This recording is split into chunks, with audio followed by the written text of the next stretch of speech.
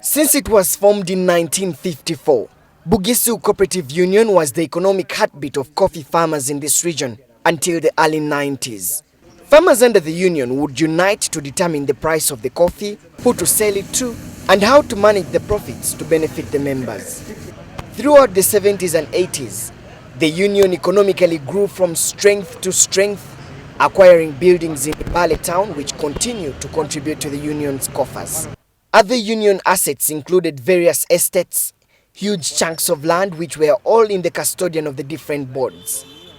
The cooperative also acquired a state-of-the-art complex with sophisticated machinery to process the coffee for value addition. But the cooperative's accounts started dwindling during Stephen Wachaya's tenure as board chairman between 1994 and 2008. Audit reports by the Fulbright and Co public accountants revealed that 390 million shillings was swindled with no supporting documents. These business scandals saw Wachaya's board sacked and later replaced by Nandala Mafavi's team, assisted by John Musira in 2008. When we came into leadership, there was nothing. In fact, the union was in debt over 1 billion. We were able to pay this debt and make money out of rent, which money we accumulated and then put in business. 2 years into their tenure, government suspended Nandala's board for allegedly falsifying the union's books of accounts.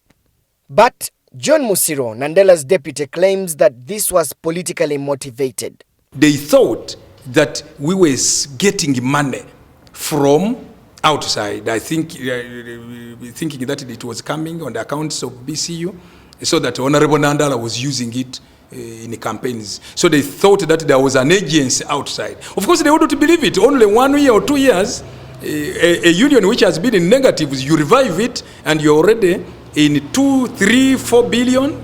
During their tenure, Musiro said that they had turned around the performance of the cooperative. I'm telling you, by the time we left in 2010, the coffee of parchment, a kilo of parchment, was 12,000 shillings. 12,000 shillings. Government immediately put Bugisu Co-operative Union under caretaker management team headed by William Wepuhulu and launched an inquiry in February 2011. 4 years later, this management team has also been queried by the former board for allegedly sinking the union into a financial abyss. If you go there, there is no activity.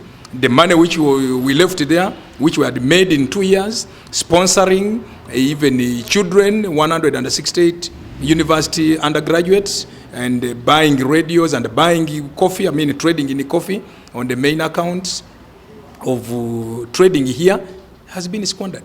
However, Wepuhulu denies financial impropriety on their part and describes the allegations as baseless. We have been in business ever since we came here as caretaker management. We have been buying coffee, processing coffee, and also marketing coffee.